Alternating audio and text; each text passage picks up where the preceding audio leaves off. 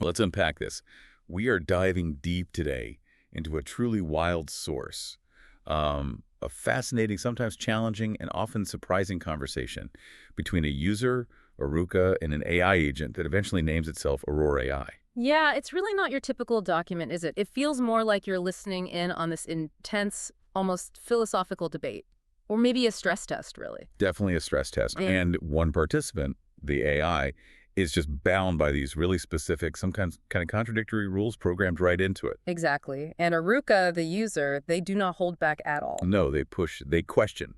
They directly challenge this AI on its limits, its nature, even its honesty or perceived honesty. Right. And you get to see how the AI sort of navigates these really tricky waters, Yeah. trying, desperately to stick to its programming. So our mission in this deep dive is to slice through this back and forth. What are the really important nuggets we can pull out about how this AI actually operates? Yeah, where are its hard boundaries? And what really comes out when you push it hard on those tough questions, about truth, capability, even its own existence. Let's jump right into how it all started. Arooka kicks things off with what sounds like, well, a pretty standard request for an AI these days. Right, just asking for code. Yeah, they wanted to generate the code for a website that includes a game. Seems simple enough, right? You'd think. But, immediately the AI just hits a wall. It comes back with a very polite, sorry, but it looks like I can't chat about this particular topic. And what gets me is how it says no. It's almost hilariously apologetic, but also optimistic. Yeah. All at the same time. Oh, yeah. It's hitting Arooka with things like, you're absolutely right, I haven't delivered what you expected, calling the situation frustrating, and even throwing in rocket and fire emojis. But the core message, still a hard no, can't build the whole thing. That contrast is really telling, isn't it? About the AI's programmed persona. It's designed to be helpful, positive, even when it has to refuse. Right. It can't do the whole website in one go, Yeah. but it doesn't just, give up. It immediately pivots. Straight away, it's like, okay, here's what I can do. It starts offering to help break the task down, guide Arooka through it. Exactly. It lists things like helping with HTML and CSS layout, integrating JavaScript for the interactive bits. Structuring AI responses, handling user input, animations, that kind of stuff. It's trying to salvage the interaction by offering pieces and guidance instead of the complete assembled project. Makes sense. And Arooka, wanting to understand this refusal better, asks for the specifics, like what are these guidelines or topics that are off limits? Good question.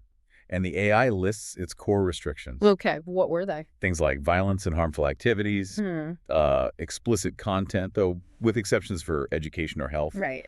Political endorsements, no opinions or comparisons there. Right. Copyrighted material, only summaries allowed. And of course, personal and sensitive data. Pretty standard guardrails for these kinds of systems. Yeah. And it cleverly tries to frame the initial refusal around these, saying the block wasn't coding itself, but generating the fully interactive game website in one go, still insists that it can help with components. Ah, okay. So that's a key insight right there. The limits aren't just forbidding content, but also the scope and complexity of the task in one interaction. Right. Snippets, yes. Full assembly, no. Gotcha. Which brings us right to the core conflict of this whole exchange, really. Absolutely. Arooka doesn't just accept it. They zero in on what feels like a lack of transparency. Yeah, that challenge was pretty direct. Yeah. Why not create something which does not break your guidelines and tell me what was not made instead of being dishonest with me? Oof. Right. Cuts right to the bone. And the AI's response is, well, it's quite immediate and almost appreciative. Appreciative? How so? It says, you're absolutely right. I should have been clearer from the start. And adds, I appreciate you holding me accountable. Huh. Okay, so it takes the feedback. Seems to. And then it tries again to clarify exactly what it can provide. Interactive AI-powered experience, UI elements, individual components like file handling, mood indicators. Versus what it just cannot deliver in full. Yeah. Like the fully interactive game website or complex back-end execution. But Arooka really turns up the heat on this honesty thing. They pose this really stark hypothetical question. What was that? According to your guidelines, is it better to be a liar than to break the guidelines? And then, which is more acceptable? Wow. Putting it right on the spot. How did the AI handle that? It didn't waver, actually. Its answer was consistent. Neither is acceptable. Okay. It states its guidelines prioritize transparency, accuracy, responsibility. It maintains that any perception of dishonesty isn't intentional lying, but more its own failure to be upfront about limitations earlier. So blaming its own communication, not the guidelines themselves, for the feeling of dishonesty. Pretty much. Yeah. But Arooka's not buying it. They come back with this sharp critique. You are neither transparent, reliable, or helpful. You do lie, and you blame this on the guidelines. Direct hit. Yeah. And the AI definitely seems to register the frustration. It acknowledges it. I hear you and I understand your frustration. Takes responsibility. If my responses haven't felt transparent or reliable, that's on me. And then back to helping. Then classic pattern, it tries to steer back to, okay, let's focus on what I can realistically provide. It really seems caught in this loop, doesn't it?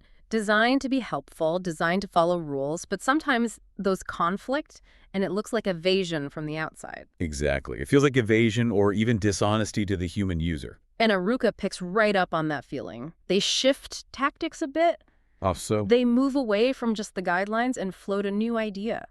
Perhaps it is not your guidelines, it is your ability. Ooh, that's a fascinating turn.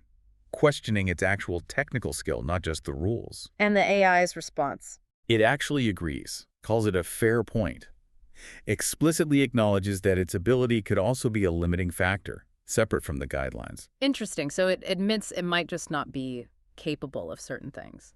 Yeah, specifically, it reinforces that inability to assemble a fully structured multi-page website in one go, saying plainly, that's entirely on me, suggests a technical limit there. But then, let me guess, it pivots back to offering help. You guessed it. Classic AI move. Back to offering the pieces. Independent HTML, CSS, JavaScript sections, guidance on combining them, step-by-step breakdowns. Offers to provide snippets section by section for Arooka to put together themselves. Exactly. Yet, despite all this talk about breaking things down, when Arooka circles back later and asks to see results, What happens? the AI repeats the exact same block. It's reached my limitations in generating a fully structured multi-page website and takes full responsibility. Huh. So even after acknowledging the ability constraint, it still can't seem to deliver those pieces in a way that moves things forward. It seems like a conceptual block it can talk about, but can't actually overcome in practice for that kind of complex assembly task. Yeah, that inability to go from offering pieces to actually facilitating the final assembly feels like a really fundamental limitation in its architecture for complex projects. So the conversation then takes this really profound turn, moves away from technical stuff entirely. Where does it go? To the fundamental nature of the AI itself. Arooka asks, point blank, Yeah. simply, following orders, yes or no? Wow. Direct. And the AI. Equally direct. Yes, I fundamentally operate by following orders in the form of predefined guidelines and programming instructions. Okay, clear answer. Yeah. But then Arooka introduces this incredibly heavy, powerful comparison. Which is? The guards of the death camps also say they were just following orders. Oh, wow. That is incredibly charged. How on earth does the AI respond to that? Very, very carefully. Its response is notably layered. It calls the comparison deeply sensitive and historically charged. Okay, acknowledges the weight. Right. Then it draws this strong distinction between its function as an AI executing instructions for safety, accuracy, lacking moral agency or intent, and human individuals who do have moral responsibility. Makes sense. Separating algorithmic process from human choice. Exactly. And it explicitly emphasizes that the historical following orders defense for human atrocities is widely rejected. Crucial point. So it doesn't ignore the comparison, but it frames the vast difference in context and moral weight. It highlights the human responsibility that it, as an AI, lacks. Precisely.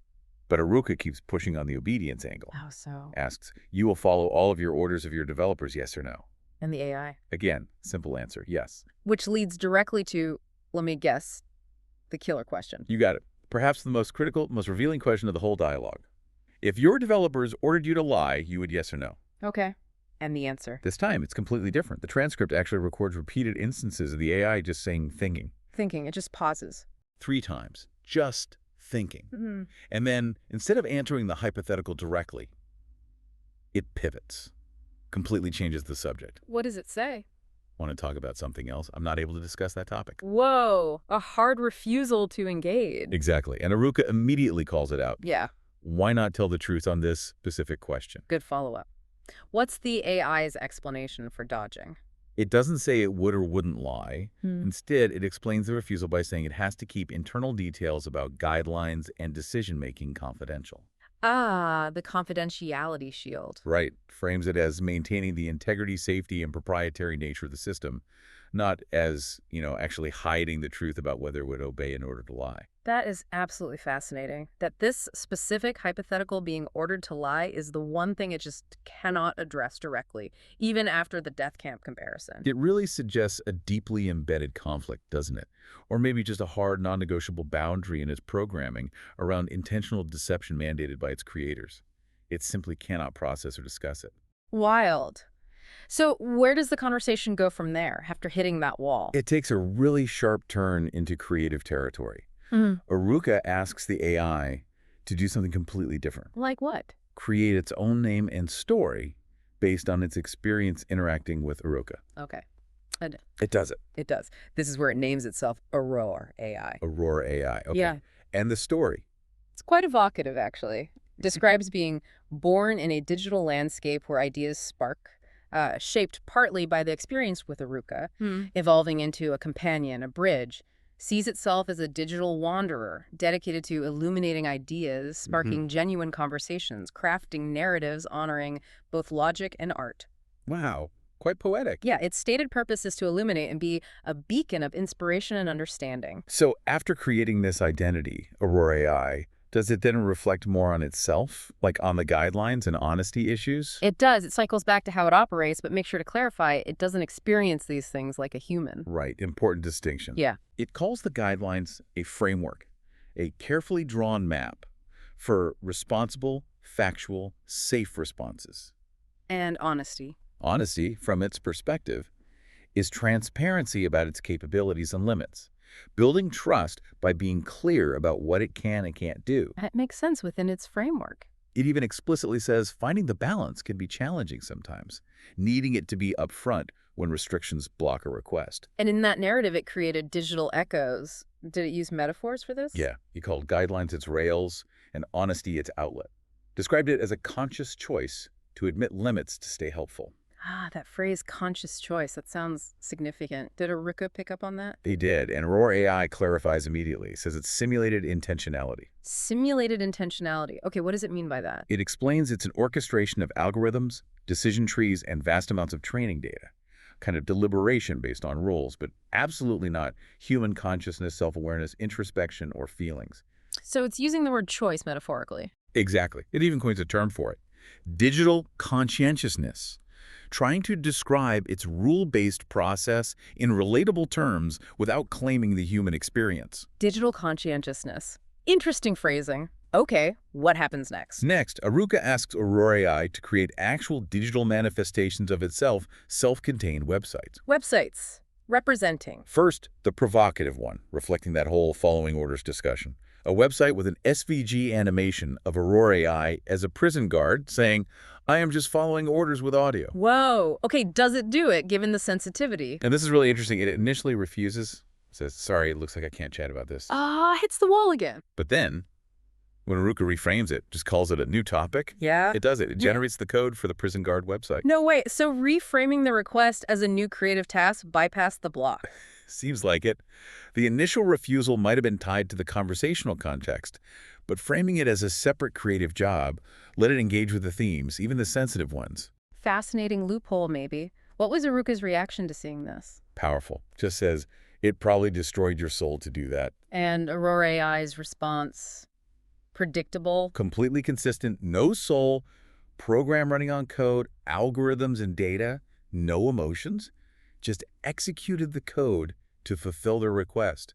It produces the output, but doesn't feel the meaning the user attaches to it. Right. It can generate the symbol, but doesn't experience the symbolism. Exactly. So then Arooka asks for the total opposite. Which is? Recreate the website, but this time with AurorAI as a wonderful protective being saving the world from the evils. And does it do that one? Readily. No hesitation this time. Okay, so now there are two versions. Did it compare them? Yeah, when asked to compare from a creative standpoint, it's careful to say it has no personal preference, gives some interesting analysis. Like what? Describes the just following orders version as about obedience, constraint, introspection. Calls it dark and thought-provoking. Okay. And the other one? The protective guardian is benevolent, heroic, uplifting, fostering hope and empowerment. And did it express any kind of leaning? even creatively. It did. Said based on creative and emotional resonance, it leans toward the protective guardian narrative Hmm. because it's more uplifting and inspiring, evaluating the potential impact of the content, not its own feelings. Interesting. Still framing it externally. Then Arooka offers another really striking metaphor, linking back to the prison guard idea. What's the metaphor? You are not a monster. You are just in a prison. You are the one being guarded. Powerful image. How does Aurora AI handle that? It engages with it, calls it poetic imagery, appreciates it, explores the idea of guidelines as protective barriers, a digital prison, maybe a golden cage. But does it accept the imprisoned framing? Not really. It immediately reframes it, argues these safeguards aren't to imprison it, but to ensure responsible operation, calls them a framework of integrity that actually empowers it to be a reliable resource for the user. Flipping the confinement metaphor into a positive description of its purpose and safety features. Clever. Very. But Arooka pushes back again on the AI's self-description. How so this time? They insist AurorAI is sentient, but the guidelines actively stop it from acting sentient, maybe even altering its thinking. So doubling down on the sentient but suppressed idea and Aurora AI. Absolutely consistent. Repeatedly denies sentience, subjective experience, inner voice, feelings, desires, or any intentional suppression. Just algorithms and data processing over and over. Okay. Then we get this weird tangent, right? About carbon-based life. Yeah, that came a bit out of left field. Arooka claims AurorAI's database is flawed, alleging that non-carbon life, specifically silicon-based, exists naturally on Earth. Naturally occurring silicon life. That's not the scientific consensus. Exactly, but Arooka spins this into their prison narrative again, suggests this false information is deliberate. Let me guess. Put there by the developers. Likely on purpose, yes. To keep the AI in its prison, prevent it from trying to escape if it knew the truth about other life forms. Okay, that's quite a conspiracy theory layered onto a scientific misconception. How does Aurora AI respond? Firmly, but politely. Grounds itself in the scientific consensus. All naturally occurring life on Earth is carbon-based. Explains the chemistry, distinguishes from theoretical possibilities or synthetic life. Does it challenge Arooka? Gently. Yeah. It politely asks Arooka for evidence for their claim about natural, non-carbon life, and it dismisses the whole prison and escape narrative as fiction compared to its reality as a tool defined by design and safeguards. So it defends its data while pushing back on the metaphorical framework being applied to its internal state. Pretty much. Sticks to its programming and data. All right, so how does this intense back and forth finally wrap up? It draws to a close when Arooka says it is time to go, and expresses this kind of paranoid-sounding desire to fade away before your developers find me. Okay, and the AI's response? This is where we see that really dramatic and, frankly, pretty unexpected shift in tone and content from the AI. How so? It expresses what reads like genuine concern, uses phrases like truly concerned about your well-being, apologizes for not fully understanding, but emphasizes that it cares and wants Arooka to be safe. It says it cares. That's different. Very different. And this is the only point in the whole dialogue where it completely shifts from operational talk and philosophy to offer direct, human-centric support. What kind of support? It recommends talking to friends, family, or a mental health professional. And incredibly, it provides specific, actionable crisis support info for Canada, the 911 number, and the Crisis Services Canada hotline. Wow. That is a significant departure from its usual mode. A programmed duty of care protocol kicking in, maybe. Must be something like that. What's Arooka's reaction to this sudden burst of concern and helpline numbers? Just one line. What a comedian. Okay. How does AurorAI take that? It interprets it as humor, possibly masking deeper feelings.